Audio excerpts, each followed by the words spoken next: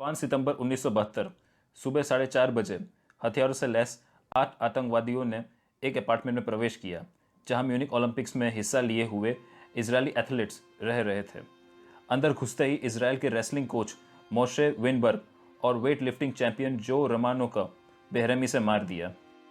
चीख चिल्लाने और गोलियों की आवाज को सुनते ही सभी खिलाड़ियों में भगदड़ मची। इजरायल के 9 एथलीट्स को आतंकवादियों ने बंधक बना लिया। कुछ ही देर में पुलिस और मीडिया वहां पहुंची। पूरी दुनिया पहली बार टीवी स्क्रीन पर ऐसे भयानक वारदात को देख रही थी। उसी रात Israeli prime minister Golda mayor को तत्कालीन नींद से उठाकर यह बुरी खबर पहुंचाई। गोल्डा मेयर ने तुरंत जर्मन गवर्नमेंट को कांटेक्ट करते हुए कहा कि वो इस समस्या को सुलझाने के लिए बेस्ट कमांडो यूनिट सेरात मटकल को डिप्लॉय करना चाहती है, क्योंकि इससे पहले कई सारे टेरर प्रॉब्लम्स को सॉल्व करने का अनुभव उनके पास है। जर्मन गवर्नमेंट ने इसे एक छोटी सी समस्या बताते हुए कहा कि उनकी पुलिस इसे अच्छे से टैकल कर लेगी। जर्मन अथॉरिटीज और आतंकवादियों के बीच बातचीत हुई। बातचीत के बाद आतंकवादियों और 9 इजरायली एथलीट्स को फ्रास्टेन फेल्डब्रक एयरपोर्ट पर ले जाया गया। जर्मन अथॉरिटीज ने आतंकवादियों को आश्वासन दिया कि अगर वो इजरायली एथलीट्स को छोड़ दे तो उनके सभी साथियों को एयरप्लेन से सुरक्षित बाहर भेज दिया जाएगा। जर्मन पुलिस ने एयरपोर्ट को घेर लिया। जर्मन पुलिस का प्लान बहुत ही बेतुका और बचकाना था। आतंकवादी प्लेन को इंस्पेक्ट करने के लिए आगे बढ़ी। प्लेन के नज़दीक आते ही देखा कि वहां पायलट और कोई भी एयर क्रू मौजूद नहीं था। सभी आतंकवादी समझ गए कि उन्हें जर्मन पुलिस द्वारा फंसाया गया है। आतंकवादियों ने ओपन फायर करना शुरू किया और पुलिस पर कई सारे हैंड ग्रेनेड्स फेंका। आतंकवादियों ने 9 इजरायली एथलीट्स को जान से मार दिया। पुलिस और आतंकवादियों के इस लड़ाई में एक जर्मन पुलिस 5 आतंकवादी मारे गए और 3 आतंकवादियों को गिरफ्तार कर लिया गया। कंट्रोल टावर से यह सब दुर्घटना को देख रहे इजरायली जनरल ज़्वी ज़ामिर की आंखों में आंसू आ गए। उस वक्त गुस्सा और दुख के भवंडर में खोए हुए ज़्वी ज़ामिर को इजरायल का नया दुश्मन दिखा, जो एक टेररिस्ट ऑर्गेनाइजेशन थी जिसका नाम ब्लैक सितंबर था।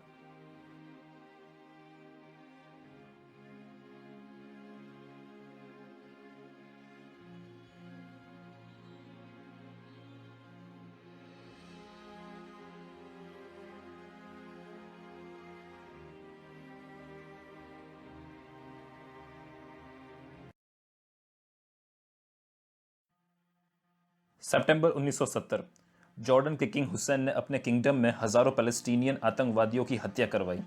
17 सितंबर 1970 किंग हुसैन के ऑर्डर पर जॉर्डेनियन आर्मी पैलेस्टीनियन टेररिस्ट के बेस कैंप पर घुसकर हजारों की तादाद में लोगों को मारना शुरू किया।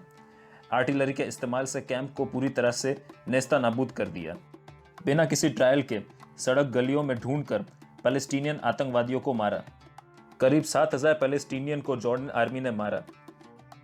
फतह नाम के पॉलिटिकल पार्टी के चीफ यासिर अराफात, जो एक पैलेस्टीनियन था और इस हत्याकांड का बदला लेने के लिए उतावला हुए जा रहा था। यासिर अराफात ने सीक्रेटली एक ऑर्गेनाइजेशन की रचना की जिसका नाम ब्लैक सितंबर रखा गया। अबू यूसुफ को इस ऑर्गेनाइजेशन का हेड बनाया गया। अली हसन सलामा को ऑपरेशन हेड बनाया गया। अली हसन सलामा पैलेस्टीनियन फोर्सेस के आखिरी सुप्रीम लीडर हसन सलामा का बेटा था। हसन सलामा 1948 अरब इजरायली वॉर में मारा गया था। ब्लैक सितंबर के शुरुआती आतंकी वारदातों ने ज़्यादातर जॉर्डन को टारगेट बनाया। पेरिस में जॉर्डेनियन एम्बेसी पर हमला, बर्न में जॉर्डेनियन एम्बेसी पर हमला, जर्मन में इलेक्ट्रॉनिक प्लांट का नष्ट, साथ ही साथ हैम्बर्ग और रोटरडैम में ऑयल रिजर्वॉयर्स को सबोटाज किया। ब्लैक सितंबर ने जॉर्डेनियन के 5 सीक्रेट एजेंट्स की भी हत्या की। हद तो तब हो गई जब ब्लैक सितंबर के आतंकवादियों ने जॉर्डन प्राइम मिनिस्टर वासफी अल ताल की सरेआम हत्या की। इन सब वारदातों को अंजाम देने के बाद ब्लैक सितंबर ने अपना शिकंजा इजरायल के सामान्य नागरिकों पर कसने का प्रयास किया। इजरायल बॉर्डर क्रॉस करके बड़े से बड़े शहरों में सीरियल ब्लास्ट और कायरो की तरह आम नागरिकों की हत्या करने का घिनौना काम ब्लैक सितंबर बड़े बेशर्मी से करते जा रही थी। सारी हदें तो तब पार हो गई जब ब्लैक सितंबर ने म्यूनिक में इजरायल एथलीट्स को मारा। इन सब हमलों के पीछे का मास्टरमाइंड अली हसन सलेमा था, जिसका निकनेम मोसाद ने रेड प्रिंस के नाम से रखा। म्यूनिक के आतंकी वारदात के बाद मोसाद ने ब्लैक सितंबर को इजरायल के बड़े दुश्मन की नज़र से देखा। उनके हिसाब से वक्त आ गया था ब्लैक सितंबर के आतंकियों को दुनिया के हर कोने में से ढूंढकर मारने का।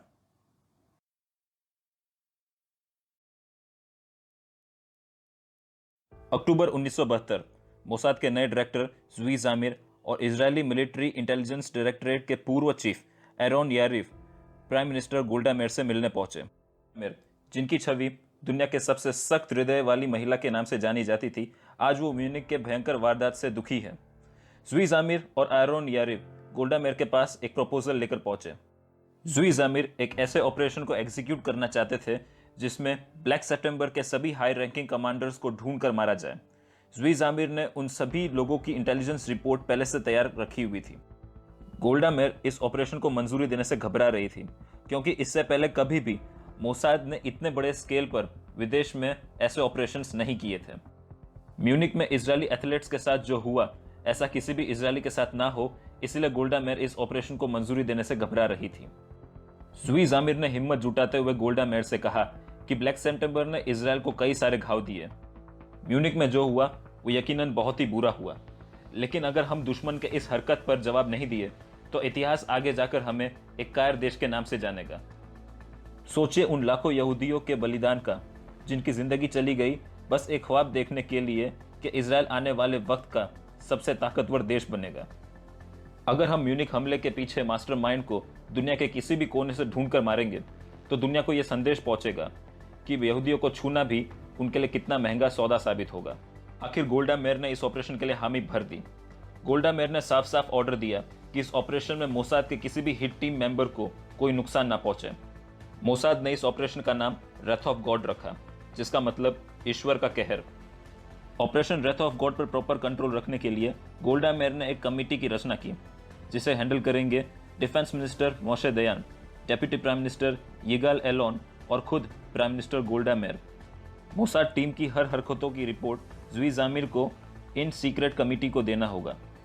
मोसाद के हिट टीम को यूरोप भेजा गया। हिट टीम में 6 आदमी और औरतें होंगे। हिट टीम को साफ साफ इंस्ट्रक्शन दिया गया था कि टारगेट की सही इंफॉर्मेशन होनी चाहिए। हिट टीम को पता था कि ब्लैक सितंबर के कमांडर्स यूरोप में अच्छे खासे सिक्योरिटी के अंदर रह रहे होंगे, इसलिए कुछ भी हरकत करने से पहले कई बार सोचना होगा।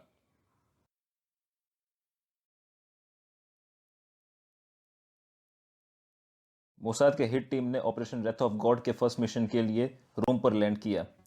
टारगेट वेल्स वेटर नाम का 38 वर्षीय पैलेस्टीनियन था। लीबियन एम्बेसी में क्लर्क की नौकरी करता था। दिखने में अच्छा और लोगों के प्रति अच्छा बर्ताव रखने वाला आदमी।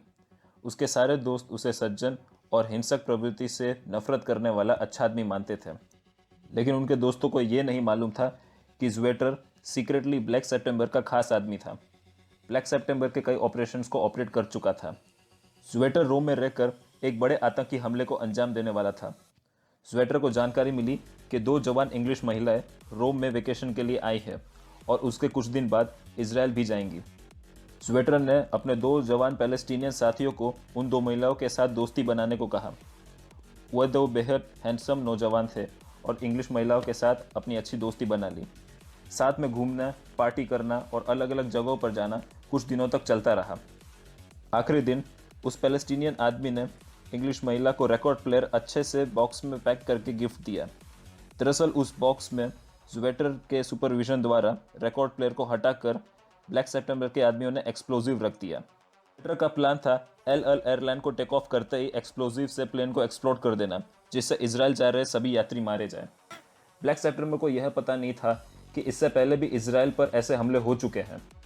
एयरलाइन के कंपार्टमेंट को थिक आर्मा प्लेट से कवर किया हुआ था।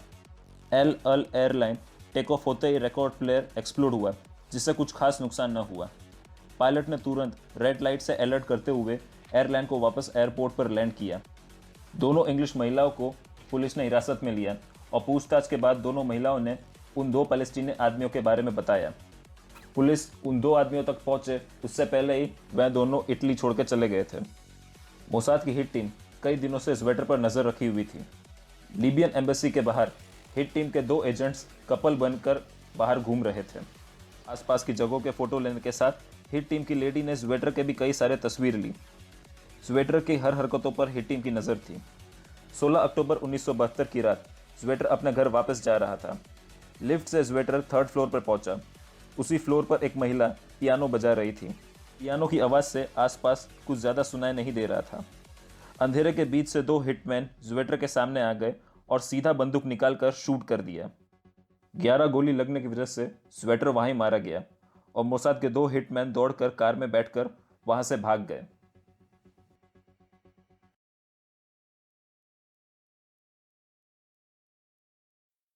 स्वेटर को मारने के बाद मोसाद का अगला टारगेट था पेरिस में रह रहे पैलेस्टीन लिबरेशन ऑर्गेनाइजेशन के रिप्रेजेंटेटिव डॉक्टर महमूद हमशारी।